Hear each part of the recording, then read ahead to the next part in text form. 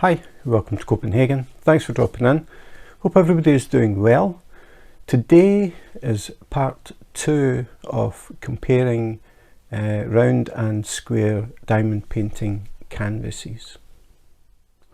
So previously on Diamond Painting Gym, I was talking about the differences between square canvases and round canvases that are exactly the same size, from the same company, and I was looking to see what the differences were.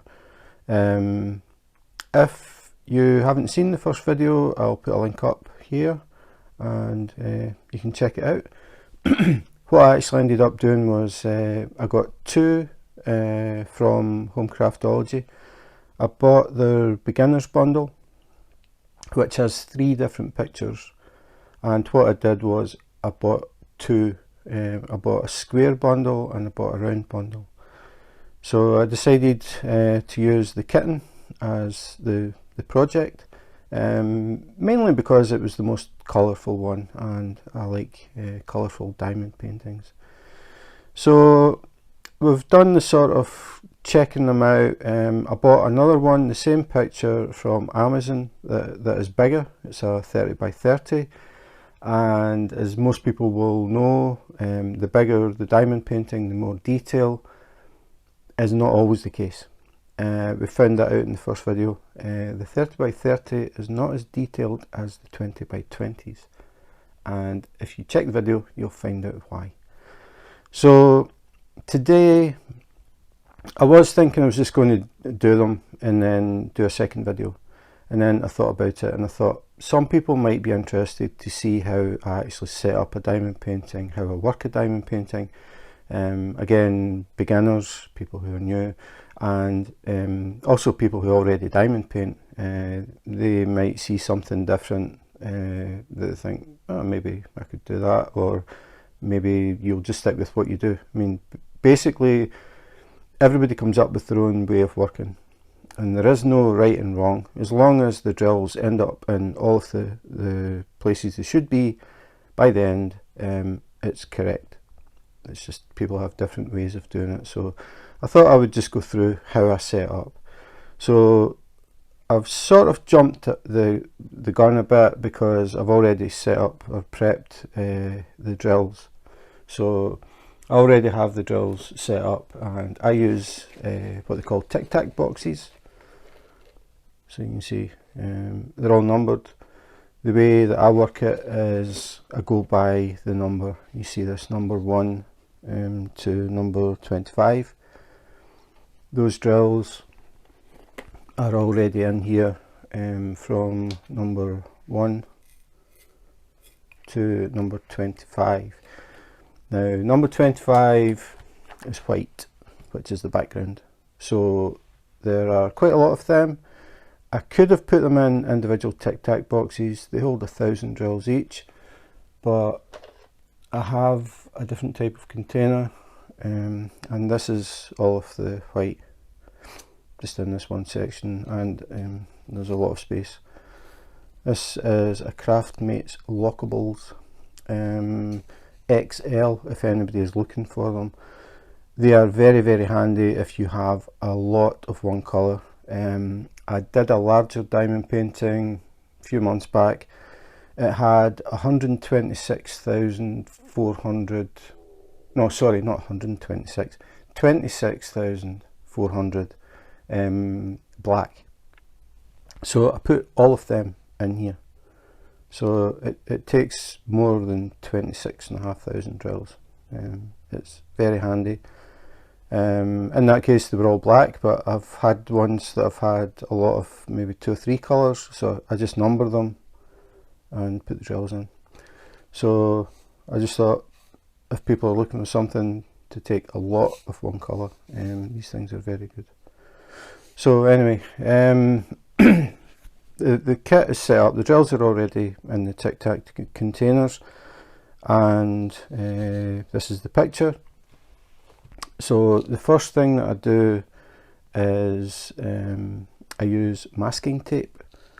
So The white here is not a white table, it's a large light pad. When I switch it on, it lights up from behind the picture. It makes it a lot easier to see the symbols. So this is an A2, this is a pretty big one. A4 is probably the one that most people have, but I work on a lot of large diamond paintings, so I got fed up of reaching underneath the canvas and trying to move the light pad and stuff, so I just ended up getting a big one.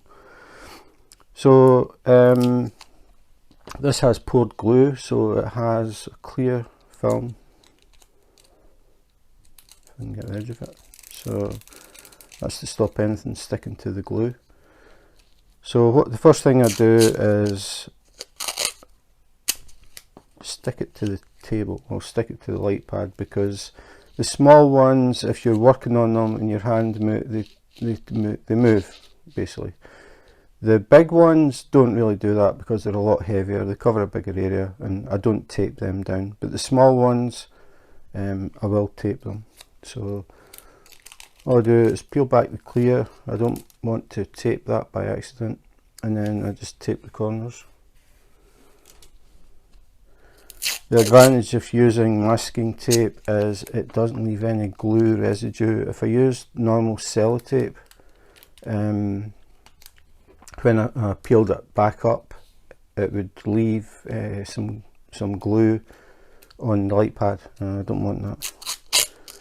So just good old masking tape from any DIY store, handyman store.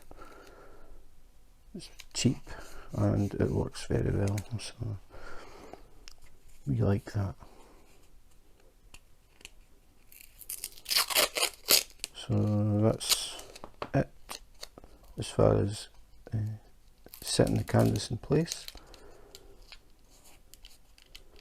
And now I remove the clear cover. I don't like the clear cover. I don't like to see the whole picture while I'm working on it.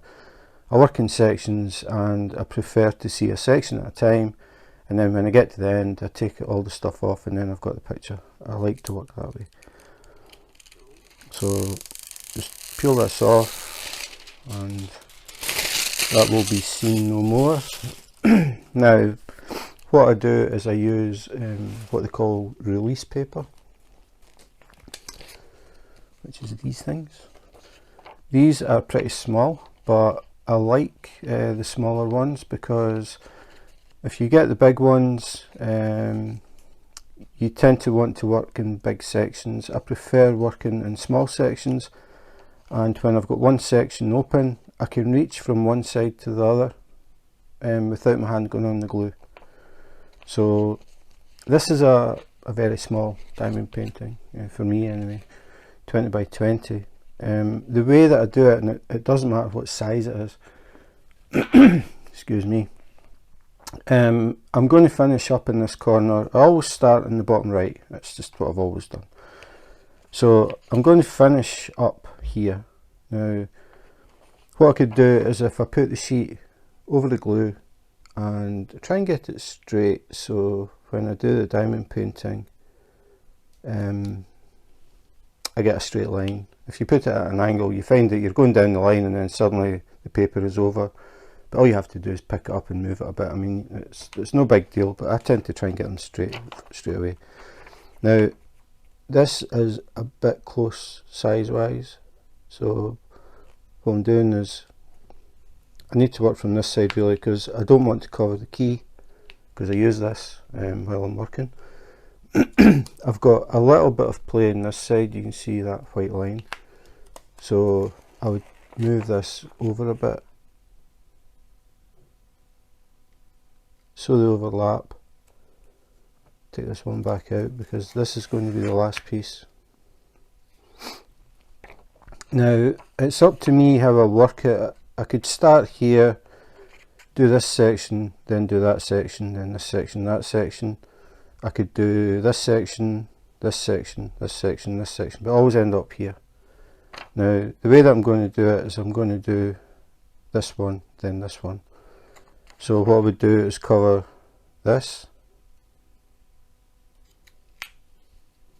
and then I would do this one.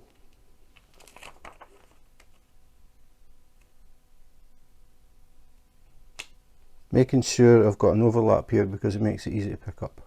If you have it side by side, it can be hard to get a grip of the paper.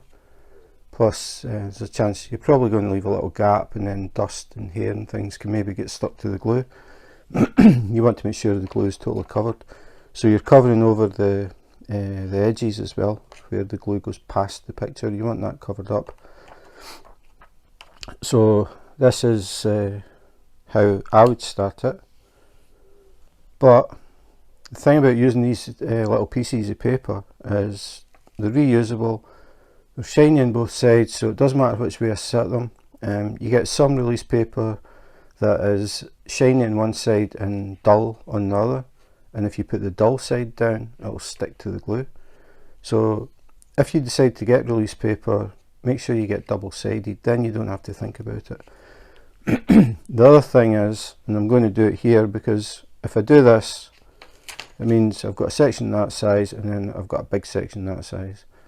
Now, how long I'm going to spend at any time diamond painting, I don't know. So I'm just thinking I'll even it up a bit. So I'll just take it back. I just really wanted to show how you can, like, you don't have to use the exact size of the paper, you can adjust it. So if I take that up more like halfway, so say there, you don't have to get it straight, but I just like to get them straight. Okay, so that's where that's the last section. Then the second last section is going to be here.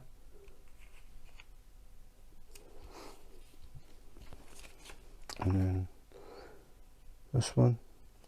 Again, making sure I don't cover the key. Take that down just to line it up. Again, making sure I've got that overlap to make it easy to pick up. And then put the last one in. So that's me ready to start. So that means that's my first section. I'll work on this, I'll fill it in completely. Then I'll take this one off, I'll fill that in. I'll take this one off, I'll fill that in. And then finally I'll do the last quarter. I use the same idea no matter what size the picture is. Basically they just end up covered in these sheets of release paper. This is a decent size section.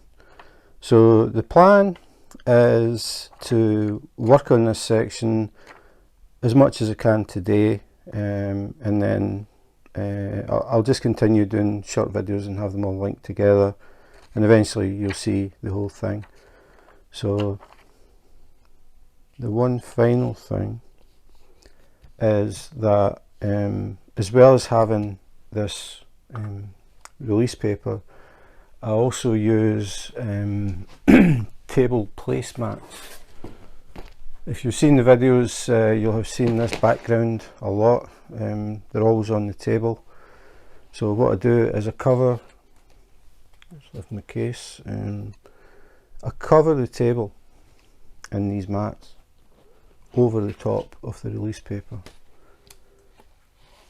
And the reason I do that, there's more than one, but the main reason that I do it is to provide friction, because I'm using a drafting table which is on a slant, and if I sit things on top of the release paper, they'll slide down. So to stop that happening, I've got these mats. So if I get tray, if I get my tray, I can just set it. I can set it anywhere. It's not going to slide. And this is on an angle. I haven't actually tried this. I mean, I know they slide because it was doing it at the beginning. That one isn't bad. It's because it's a big area. But if I had like my case, because it's quite heavy, it would start to slide down the table. So it provides friction for things to sit on, like I can sit my tweezers. You can see the tweezers sliding. They are moving. So it's, if you have the table covered in these things and you sit things down, they tend to all want to slide to the bottom. So to stop that, the table, the placemats, they will move. The other thing is, it's just an extra protection against dust and hair and anything like that.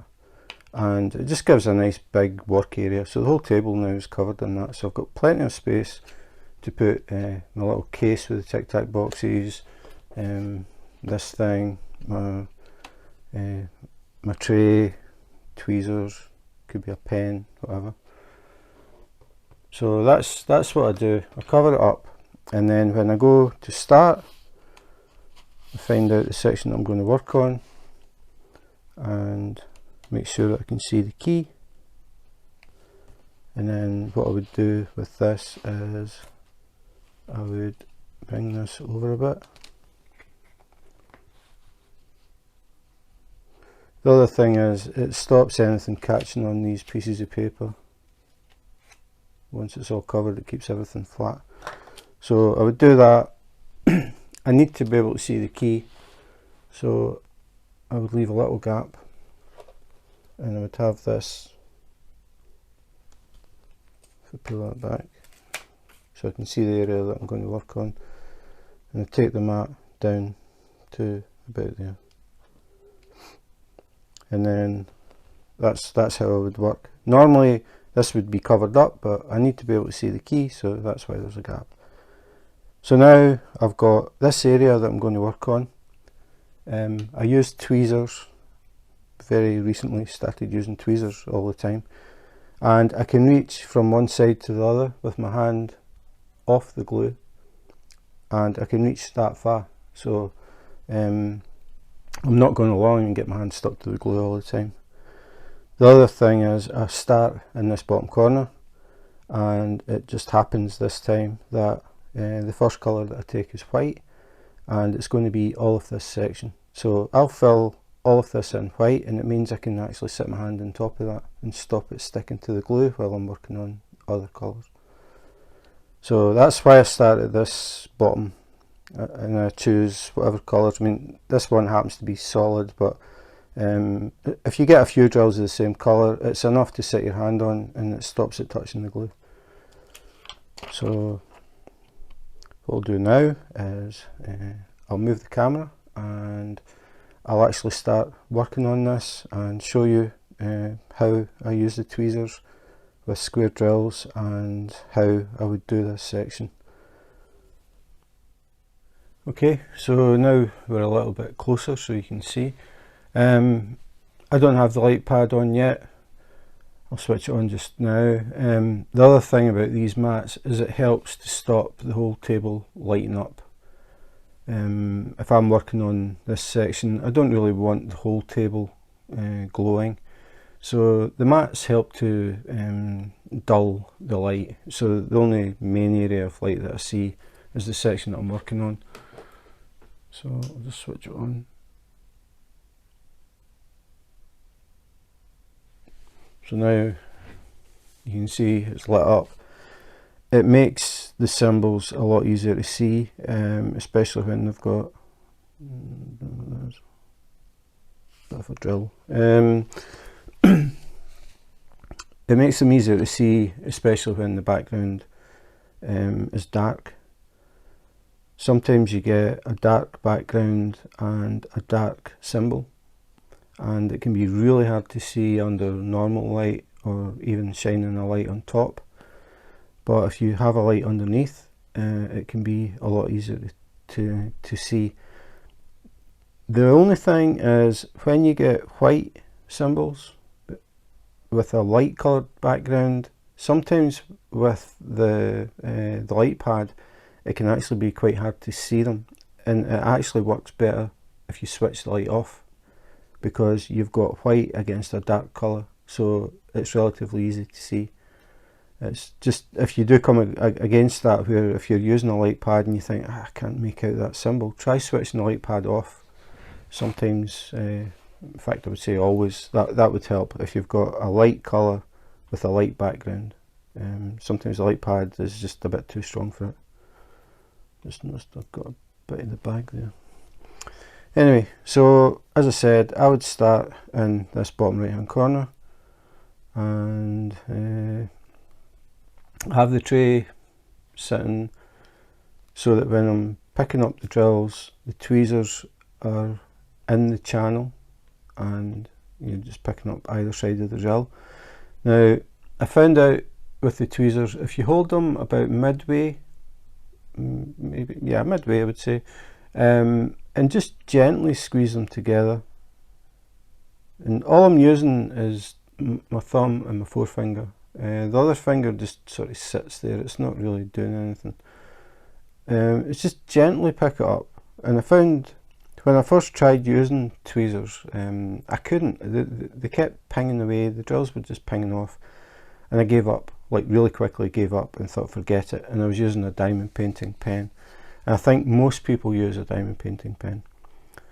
But I was working on another diamond painting and it had a lot of AB drills that have a special coating on them, and that can cause the wax to get pulled out of the pen. So I was using tweezers for them, and it had a lot of AB drills.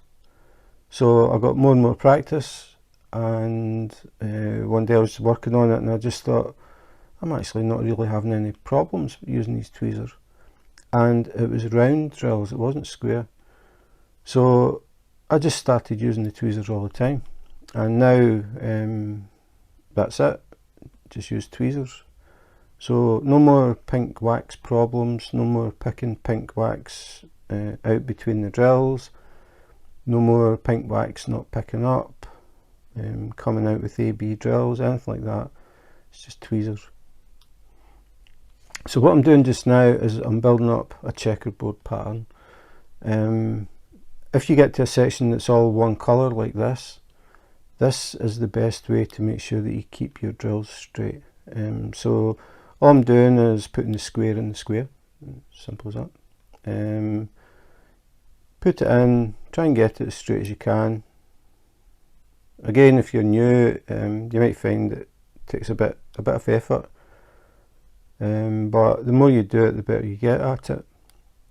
So what I'm going to do is fill this whole section, just work until I get a checkerboard all the way to the top, and then I come back, and then all you do is fill in the gaps. So it means you're only concentrating really on half of the drills.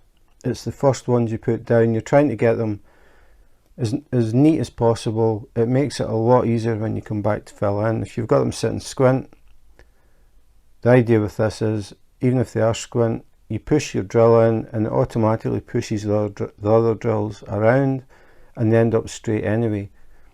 But I always try and do them straight, or as straight as I can, and I'm not in a hurry. I do diamond painting as a hobby and a relaxation, and when I'm doing this, normally I am listening to music. I'm sitting here with the headphones on, listening to music, just chilling out, placing drills, and eventually I end up with a picture. So for me, it's a way of relaxation, so I'm not in any rush to get it done. The other way that you could look at that is you're getting more value for your money because you're spending more time doing your picture. Now, this is something that can happen with the tweezers. When you've been using them, they can pick up some glue and the tips of the tweezers become sticky, and that's what happened there. I picked up one drill and another one stuck, but when it started doing it at first, I was like trying to knock the other one off before I put it over, and then I thought, why am I doing that? Because I'm going to be putting that drill on here anyway. So if it does happen, all I do is place the drill that I wanted and then I move the other one to where I want. But I think the secret with the tweezers, now I know a lot of people don't like them. They've tried them and just don't like them. It's be gentle with them. Don't squeeze hard. If you squeeze hard, the drill's going to pop away, and it is very frustrating. So you can see that's just the glue that's holding that up. The other thing is, if you just pick them up with just enough pressure to hold the drill, it means that if you do drop it, and I mean I do drop them, they'll land somewhere close to where your hand was. They don't shoot across the table or across the room. They just land on the canvas, and you just pick them up and put them where they're meant to go. So this is what they call the checkerboard technique. Again, I'm trying to cover things that maybe somebody who's new might come in and they don't really know anything about diamond painting. Just some little tips maybe. I mean, the people, the experienced diamond painters, they know all this, but I'm always conscious that people could be dropping in who have never done a diamond painting, and some people that may have just stumbled across the video. You know what it's like. You go in to find out about whatever, and you end up looking at cats for 3 hours, and you don't even own a cat. That is YouTube.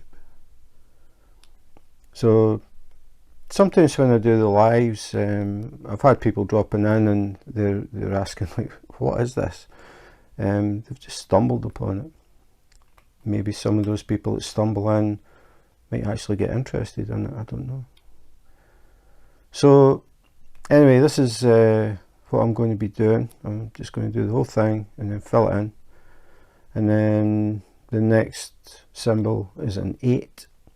So 8 happens to be 8 on the key. So I would just get Tic Tac box number 8, and it's pink. So then I would start looking for symbols number 8 in this area. Use these, and move on to the next one, which would be N, and N is 17. So it would be Tic Tac box 17. So then we're on to a blue colour, a light blue. And that's the way I do it. I just, like, I would do all of the ends that I can see in this, and then move along to the next one, which is a 6, and then I would just do all the 6s. You tend to miss some. It's easy to miss them, and all you do is find the ones at the end that you've missed and just get them and fill them in. You don't need to spend a lot of time, like say the 6, okay, start doing 6s, and then I think, okay, I'm finished with the 6s, I put them back, and then a bit later I notice, oh, there's a 6, I missed it. Just leave it till the end and just fill in the odd ones at the end. That's what I do. It's no big deal. I wouldn't go back to the 6s and open it up and then put that 1 6 in and then carry on again, because the chances are you're going to find another one. So you're sort of you're doing double or triple work. Just do the majority of it and then look for the ones that are not filled in. And again, the light pad is really good for that. It's obvious when you've missed something. If you don't use a light pad and you're doing, for example, black 310, you could have a big area of black and fill them in, and you could actually miss one, and you don't really notice it because the background will be black and the drills around it are black. If you've got a light pad underneath, you just see this glowing square that stands out. It makes it a lot easier. So what I'm going to do is I'm just going to work on this. I'm going to speed it up.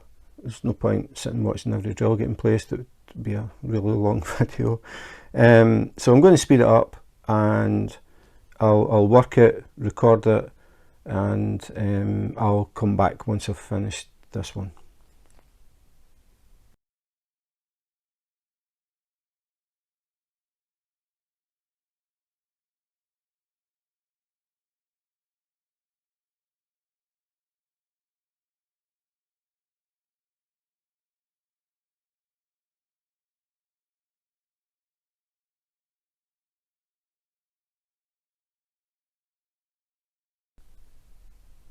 Okay, I've stopped it there because I just wanted you to see the difference between the half-done checkerboard and the complete part. Now, you will notice there are little gaps. Now, people can get a bit obsessed with this, trying to get them all exactly like tight together. Don't worry about it. These gaps are absolutely tiny. The fact that I have the light behind them makes it look worse, and you also have to remember that the camera is less than a foot away from the picture. Nobody looks at diamond paintings that close unless it's another diamond painter. It's like cross stitch. You don't look at it up close. It's best if you step back a couple of steps and have a look at it. It'll look absolutely fine. The main thing is trying to get these edges as straight as you can. Now, I just do it freehand. Some people use a credit card to just push them to get them straight. But again, if you take your time and put the square in the square, with practice you should find that it gets easier to keep them straight. But as I said, if you're struggling, just a credit card at the sides. And that's the only ones that you really need to concentrate on, I would say, the edges, because you want them nice and straight. The little tiny gaps that you're seeing here, forget them. If I switch the light pad off, you can still see there's little gaps. But once this picture is finished and I have the camera back so you can see the whole thing, you won't notice that. So don't spend a lot of time trying to fix this. It's actually better if there are tiny gaps, because if they are very tight, the drills can start pushing against each other. Easy for me to say. They can start pressing against each other, and the drills will pop up. So having little gaps around them makes it easier. It takes the stress away between the drills. So don't panic. So I'm going to leave it at that today. But what I'm going to do now is I'm going to do the sections in time lapse and just finish the whole thing. So for you, it'll probably look like it takes a couple of minutes, if even. It takes a lot longer. I mean, diamond painting is not a fast process. The whole point is you relax while you're doing it, and you get that enjoyment out of it, building the picture up, and then finally seeing the completed piece at the end.